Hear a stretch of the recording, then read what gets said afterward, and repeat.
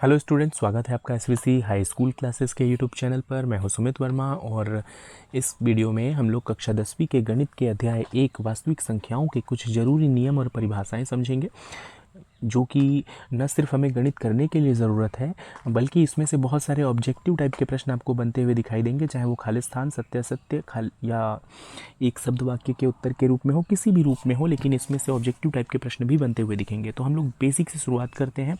एक एक चीज़, एक परिभाषा जो कि आपने पहले से पढ़ रखी है, जानते भी होंगे। आइए एक बार फिर से उसे रिवाइज़ कर लेते हैं यदि आप भूल गए हैं, और क्योंकि आपका समय ज़्यादा ना लगे और आप ठीक से पढ़ पाएँ, इसलिए मैंने पहले से नोट्स की पीडीएफ तैयार कर लिया है। इसी पीडीएफ से हम सारा कुछ समझने वाले हैं, तो बने रहिए मेरे साथ वीडियो के अंत तक। बहुत सारे इंपॉर्टेंट चीज़ें इसमें सीखने वाले हैं आप, और साथ ही ऑब्जेक्टिव टाइप के प्रश्नों की तैयारी भी आपकी हो जाएगी। आप चाहे तो स्क्रीनशॉट लेकर नोट्स बना सकते हैं या फिर वीडियो रोक कर नोट बना सकते हैं।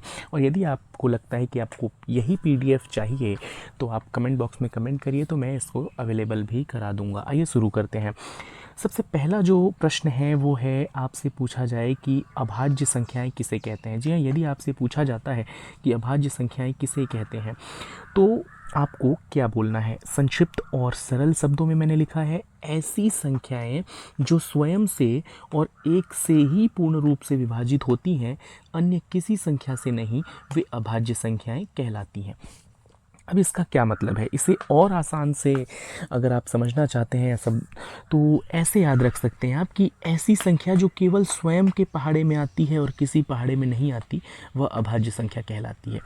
तो गणितीय रूप में यदि आप बोलें तो ये ऊपर की जो परिभाषा आपको दिखाई दे रही है, इसे आप बोल सकते हैं। लेकिन यदि आप सरल शब्दों में अपने याद रखने की सुविधा की दृष्टि से बोलना चाहते हैं तो इसके नीचे जो आपको दिखाई दे रहा है ये आप बोल सकते हैं। अब इसका क्या मतलब है, थोड़ा सा एक एग्जाम्पल के माध्यम से हम समझने की कोशिश करते हैं। देखिए, यदि हम बात करें कि अभाज्य संख्या किसे कहते हैं, तो जैसे हम बात करते हैं, यहाँ एग्जाम्पल के रूप में आप देख रहे होंगे 2, 3, 5, 7, ये सभी अभाज्य संख्याएं। क्यों हैं ये अभाज्य संख्याएं? क्योंकि अगर हम बात करें 2 की, तो 2 सिर्फ और सिर्फ 1 से विभाजित होगा और 2 से विभाजित होगा। इसके अलावा 2 किसी से भी विभाजित नहीं होगा, या दूसरे शब्दों में जो मैंने नीचे लिखा है, 2 सिर्फ 1 के पहाड़े में आता है और 2 के पहाड़े में आता है, अन्य किसी पहाड़े में 2 नहीं आता, इसलिए ये अभाज्य संख्या है। वहीं अगर हम बात करें 2 के अलावा किसी और संख्या की, जैसे कि हम बात कर लेते हैं 4 की, 4 अभाज्य संख्या क्यों नहीं है, तो आप देखोगे कि 4 जो है, 4 में 1 का भी भाग चला जाएगा, 2 का भी भाग चला जाएगा और 4 का भी भाग चला जाएगा। कितनी संख्याओं से विभाजित हो रहा है? 3 संख्याओं से। तो हमारी शर्त ये है कि सिर्फ 2 ही संख्याओं से विभाजित होनी चाहिए। एक तो जो संख्या है वो स्वयं उससे विभाजित होगी, और 1 से तो सभी संख्याएं विभाजित होती ही हैं।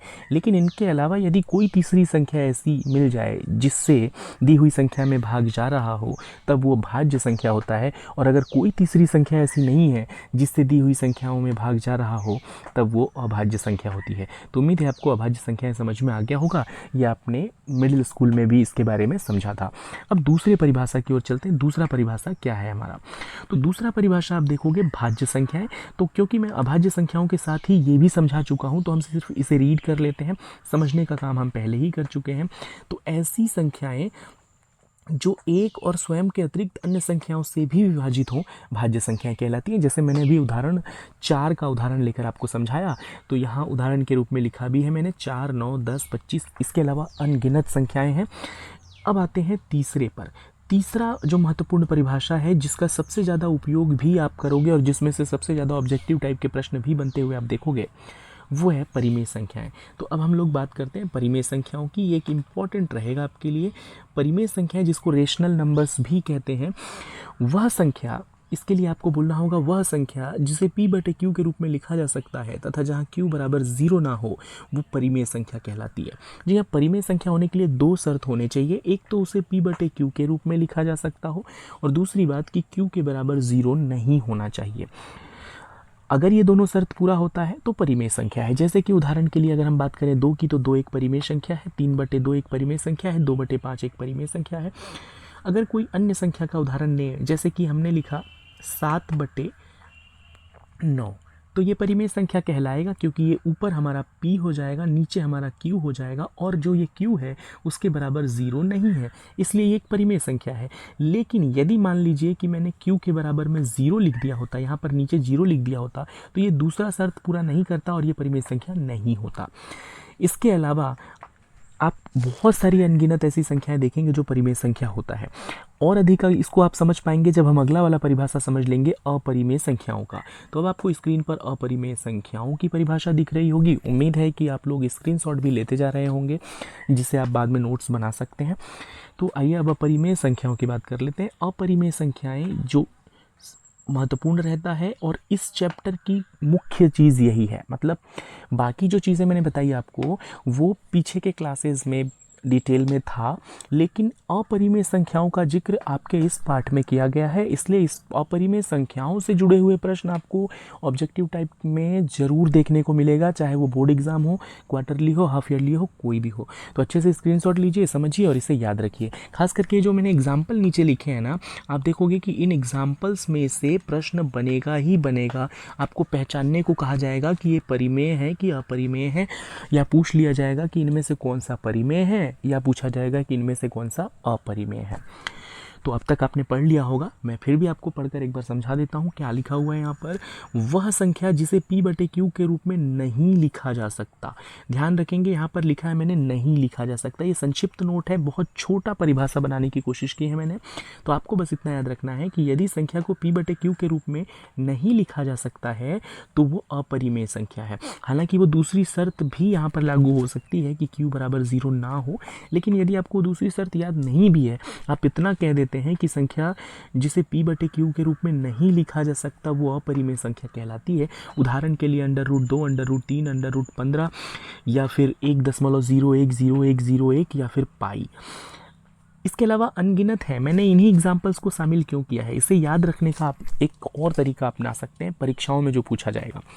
आप देखोगे कि √2 और √3 ये एक ही टाइप के हैं, मैंने इसे इसलिए शामिल किया है। आप इसे ऐसे याद रखें कि जब भी अंडर रूट के अंदर कोई अभाज्य संख्या आ जाए, अंडर रूट के अंदर अगर कोई अभाज्य संख्या आ जाए तो वो निश्चित रूप से ही अपरिमेय संख्या होगा, इसे याद रख लें।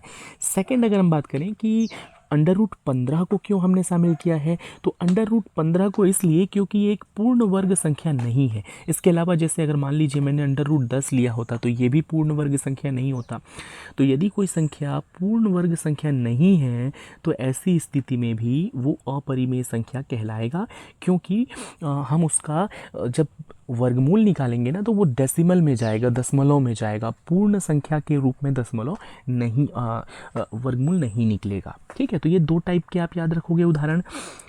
तीसरा उदाहरण ये देखोगे आप कि अनंत रूप से इसका भाग जा रहा है, ये शांत नहीं बल्कि अशांत दशमलव है और संख्याएं रिपीट हो रही हैं। 01 01 01 ये संख्या आपको बार बार सेम संख्या रिपीट होता हुआ दिखेगा, तो ऐसी सभी संख्याएं भी अपरिमेय संख्याएं कहलाती हैं। इसके अलावा अंत में जो लिखा हुआ है मैंने पाई, ये उदाहरण आप अच्छे से याद रखना कि पाई जो होता है वो हमेशा एक अपरिमेय संख्या माना जाता है।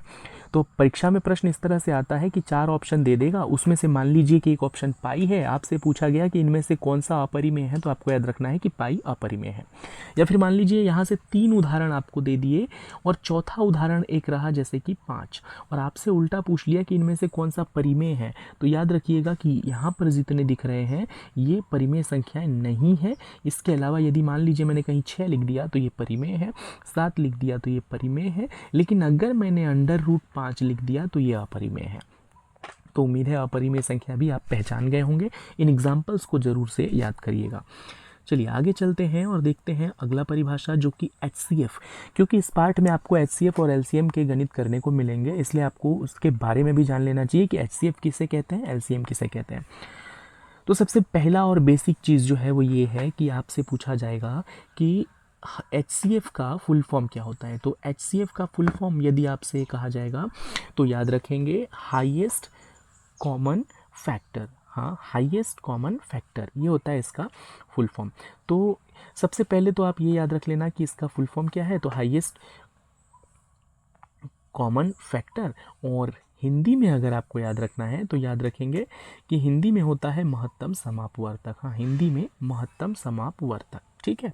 उसके बाद इसके परिभाषा याद रखेंगे या आशय कहें, आशय याद रखिए। HCF वह बड़ी से बड़ी या सबसे बड़ी संख्या होती है जिससे दी हुई संख्याएं पूर्णतः विभाजित हो जाती हैं। मतलब यदि मान लीजिए मेरे पास दो संख्याएं हैं, मैं फ़िलहाल दो संख्याओं का उदाहरण लेता हूं, 10 और 20, और हमसे कहा जाए इसका HCF क्या होगा, तो हमें बड़ी से बड़ी ऐसी संख्या ढूंढना है जिससे 10 में भी भाग जाता हो और 20 में भी भाग जाता हो। जैसे अगर हम 10 चुनेंगे तो 10 से 10 में भी भाग जाएगा और 10 से 20 में भी भाग जाएगा, 10 से दोनों संख्याओं में भाग चला जाएगा। क्या 10 से बड़ी कोई संख्या आप बता सकते हो जिससे 10 में भी भाग जाए और 20 में भी? तो आप कहेंगे नहीं, तो हमारा HCF हो जाएगा 10। मतलब एक ऐसी संख्या जो दी हुई संख्याओं को विभाजित भी कर दे और वो सबसे बड़ी संख्या हो, उससे कोई बड़ी संख्या आप ढूंढ नहीं सकते दोनों को विभाजित करने के लिए, या 3 हो तो तीनों को विभाजित करने के लिए, तो वो HCF कहलाता है। फॉर एग्ज़ाम्पल अगर मैं एक और उदाहरण लेकर आपको बताऊं, जैसे कि 2, 10 और 5, इसके लिए अगर आपको कहूँ मैं कि HCF ढूंढ कर बताइए, तो क्या आप कोई ऐसी संख्या ढूंढ पाओगे जिससे तीनों में भाग जाए? तो ऐसी कोई संख्या आप नहीं ढूंढ पाएंगे जिससे तीनों में भाग जाए। और जब कोई संख्या ऐसी ना मिले तब एक HCF होता है, क्योंकि एक से तो तीनों में ही भाग जाएगा। ठीक है, तो उम्मीद है आप समझ गए होंगे। याद रखेंगे कि HCF और LCM में मुख्य अंतर आपको यहाँ दिखाई देगा, जिससे, और हम जब अगला वाला पढ़ेंगे तो वो दिखाई देगा जिसमें। ठीक है, तो अगला वाला पढ़ते हैं LCM। अगला क्या है? LCM, जिसका फुल फॉर्म होता है लोएस्ट कॉमन मल्टीपल। यह लोएस्ट कॉमन मल्टीपल, ये इसका फुल फॉर्म है और हिंदी में इसे कहते हैं लघुत्तम समापवर्त्य। और इसकी परिभाषा है LCM वह छोटी से छोटी संख्या होती है जो दी हुई संख्याओं से, ठीक है, यहाँ लिखा था जिससे और यहाँ लिखा है जो दी हुई संख्याओं से पूर्णतः विभाजित हो जाती है। मतलब HCF से हम भाग करते हैं जबकि LCM में हम भाग करते हैं। ठीक है, फॉर एग्ज़ाम्पल मान लीजिए कि आपको कहा जाए कि 10 और 20 इसका LCM बताइए। अभी हमने इसका HCF निकाला था तो 10 आया था, HCF इसका 10 आया था, लेकिन LCM क्या होगा? LCM छोटी से छोटी संख्या जिसमें दी हुई संख्याओं का पूरा भाग चला जाए। इसको निकालने की विधि हम आगे दूसरे वीडियोस में सीखेंगे जब हम गणित करेंगे। फिलहाल मैं आपको बता दूं कि इनका LCM 20 होगा। क्यों होगा? क्योंकि अगर हम 10 का पहाड़ा पढ़ेंगे तो 10 से 20 में भाग चला जाएगा और 20 से भी 20 में भाग चला जाएगा। ठीक है, तो LCM वह संख्या है जिसमें दी हुई संख्याओं से पूरा भाग चला जाएगा और HCF वह संख्या है जिससे दी हुई संख्याओं में पूरा भाग चला जाएगा। तो ये प्रमुख अंतर था इसमें। उम्मीद है आपको ये परिभाषाएं समझ आई होंगी। इसके अलावा हम आगे के जो नेक्स्ट वीडियो होगा उसमें हम कुछ महत्वपूर्ण सूत्रों के बारे में पढ़ेंगे, सूत्रों को समझेंगे, प्रमेय समझेंगे और फिर उसके आगे नेक्स्ट वीडियो में एक क्रम से हम बारी बारी से गणित को भी करेंगे। बने रहिए मेरे साथ। इस चैनल को कर लीजिए सब्सक्राइब यदि आपको मेरी बातें, आपको मेरे समझाने का तरीका पसंद आया हो तो बने रहिए। चैनल को कर लीजिए सब्सक्राइब, नोटिफिकेशन कर लीजिए ऑन, वीडियो को कर लीजिएगा लाइक और साथ ही शेयर कीजिएगा अपने दोस्तों के साथ। नेक्स्ट वीडियो में मैं आपको इस पाठ के लिए इम्पॉर्टेंट सूत्र जो है वो समझाऊंगा और उसके बाद आपको लेसन वाइज एक एक गणित का एक सेपरेट वीडियो अवेलेबल कराऊंगा और साथ ही साथ आगे चलकर हम आपके डाउट्स भी क्लियर करेंगे। तो मिलते हैं नेक्स्ट वीडियो में।